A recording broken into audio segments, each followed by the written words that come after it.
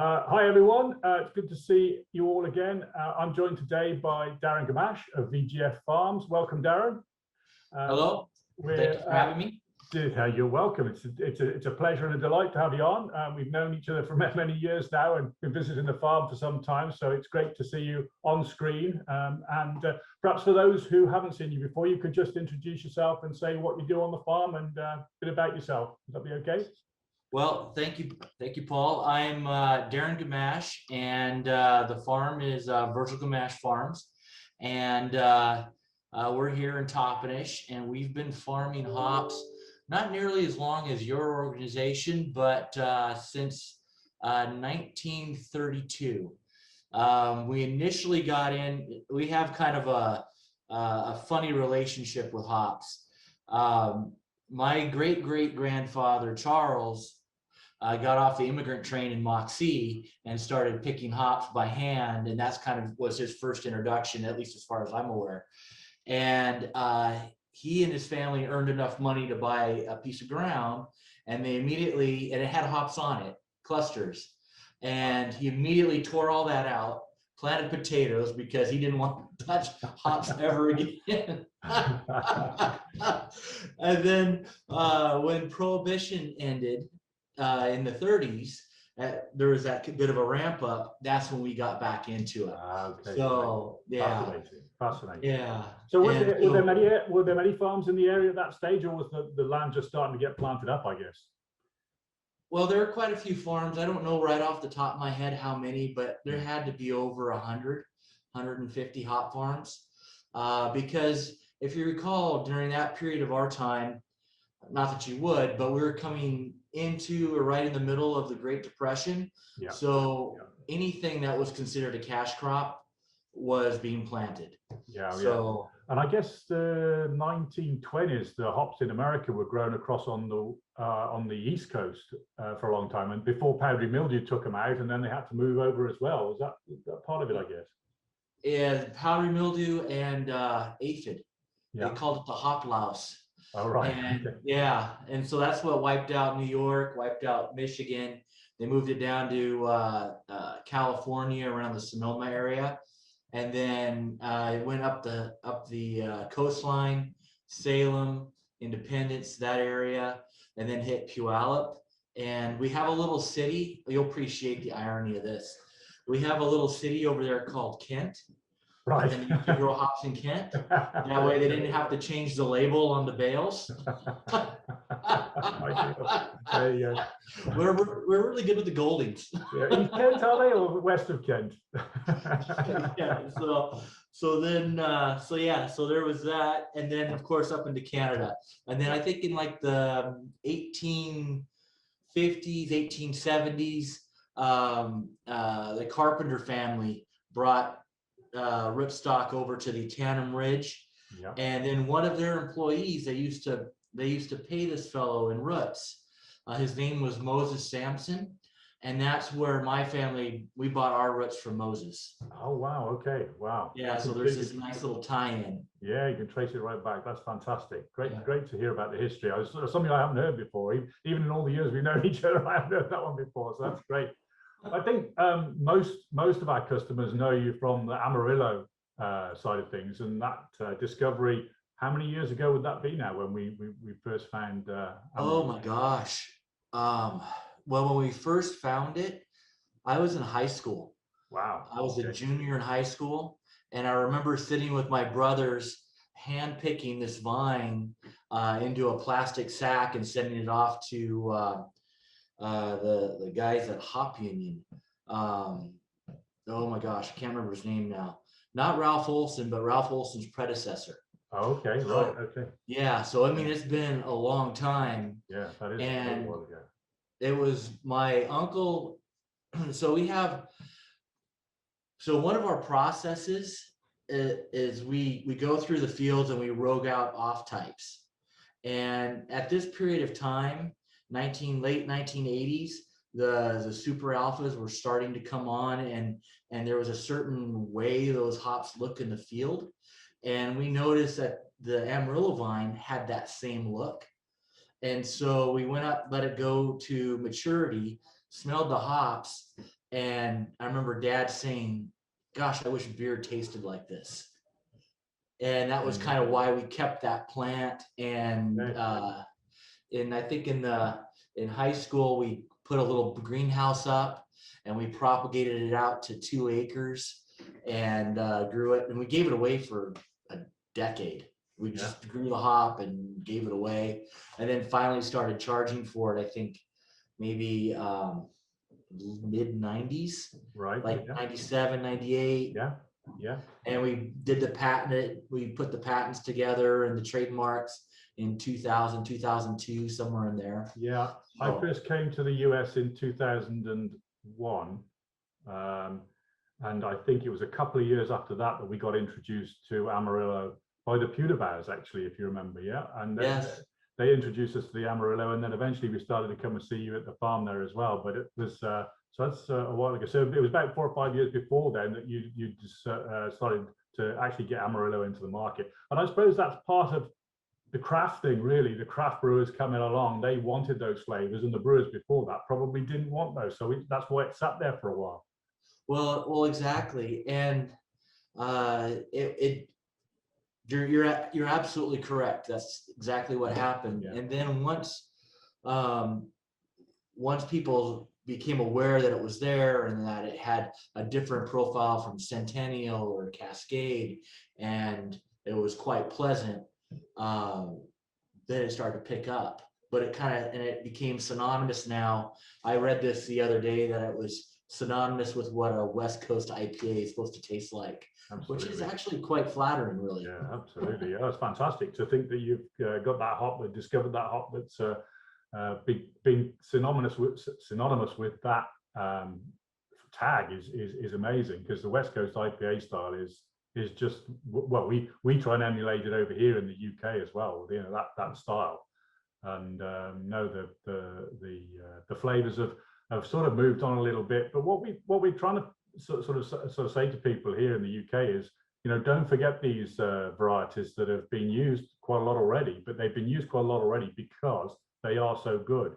You know, we tend to see people going for the latest new varieties, you know, it's just come out onto the market.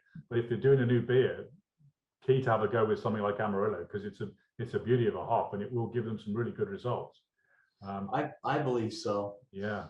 So who were the first brewers that picked up on it? Do you remember? Were there some craft guys who came in and started picking up on it? Or it was just a general growth and it grew with everyone?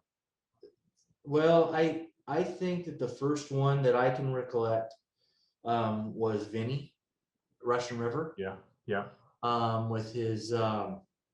With his Blind Pig, and which is Natalie's favorite beers, from what I understand, and also the Pliny the Elder releases. Yeah. Because Amarillo and Simcoe kind of walk hand in hand, and when you paired those two together, it was divine. Worked really well. Yeah. That's excellent. Because Simcoe sat there for a while as well, didn't it? That variety didn't really take off for years, and all of a sudden, people started to realize its potential. I know we had several bales just sat in the store, 4 or 5 years old, some of them, and somebody said, "Oh, what can I try?" I said, "I've got these old bales if you want to have a go with them." And, a guy called Dave from Weather Oak, I remember it very well, and he used to brew this beer every year with these Simcoe, and it was a stunning beer. And he said, "I don't understand why more people aren't using this variety." I think that it does take a little while for people to get them into their recipes and get them going. So that's probably why Amarillo sat around for a while to start with before it got going, I guess. Well, and then too, the breweries were smaller. Yeah. I mean, the market share was small. They were really all brew pubs. It wasn't until, maybe 2009 through 11 that you started to see like Green Flash and Ballast Point and these really big investments hit with distribution and Elysian, you know, those sorts of things. So no, it's interesting times. And how has it been for the last 12 months for you? How have you been coping? Is it difficult? We've been doing rather well. I mean, we did the brand. We did a just kind of recognizing the pressure that everyone was under. We did a 17% cutback and kind of managed straight through that. And so that's been good. We're looking at doing another sort of thing along those lines again here. In fact, this week, just to kind of make sure that there's not too much excess. Yep. There's enough Yep. production, but not over, because nobody likes waste. So, and also nobody likes older hops as well. People want to get onto those new ones as quickly as possible. So if we can just reduce the yields down a little bit this year, then we can move on to the newer crops sooner. It doesn't clog the stores up, doesn't clog the breweries up. It makes sense, doesn't it, if we can do it. So I'm sure everybody is very grateful for your help on that, because it's as the primary producer of that, it's always very difficult to come into line with it. But I think that'll work well with breweries. And what are you seeing in the US in terms of brew pubs and breweries out there?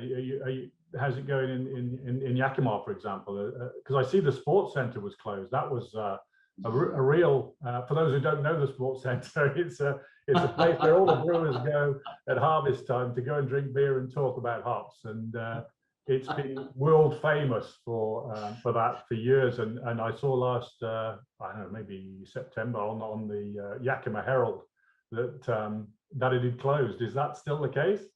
well, I believe it's closed, but I've also believed that it's been picked up by an investment group out of Seattle. And so hopefully it won't be closed for too long, and they'll remodel and clean it up a little bit and start yeah. I think they tried to clean it up a bit a couple of years ago, and it probably spoiled the atmosphere in there a little bit. They just have to sand the floors and the bars down a little bit, throw another coat of lacquer on it. No, it's a good place. Good place. If you're ever in Yakima, please do try the sports center. If and when it reopens, it's a great place. But well, I will say one thing that we have noticed is that just due to the closures, that the pubs, when they do open, they're packed. Yeah. People are just flocking to them. Yeah. So, which we're very grateful for. Well, we're keeping our fingers crossed over here as well, because I was speaking to our distributor in Australia, the guys at Bintani there, and they were saying that they really are amazed how quickly, once the lockdown was lifted, how quickly people came back to the pubs and got back into normal life, as it were. And I think that's what we're hoping for over here in the UK with our pubs opening back up in a few weeks' time. We're keeping our fingers crossed that will happen. Yeah, who knows? We just have to keep fingers crossed and pray that everything goes right. So for the year ahead, then I guess you're making those changes. You say dropping the acreage a little bit, or just idling. Are you idling, or are you actually putting a few out? Well, it depends. So on some of the oldest acreage that we planted way back in 2007, 2008, those acres are roguing out. Yeah. So that we'll replant with fresh when the market gives us the indication that we need to do that. Yeah. Others we're just laying idle for a season. So, and that's a big experiment. We did that last year on our own place.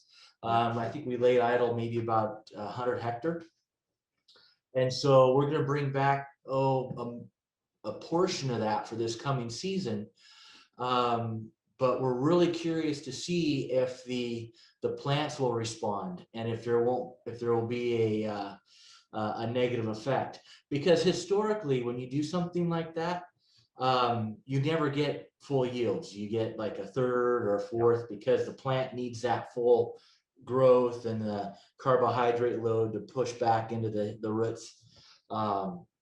And traditionally, when you do it, when the older farmers had done it, they would only irrigate once a month, or they wouldn't fertilize it or anything like that.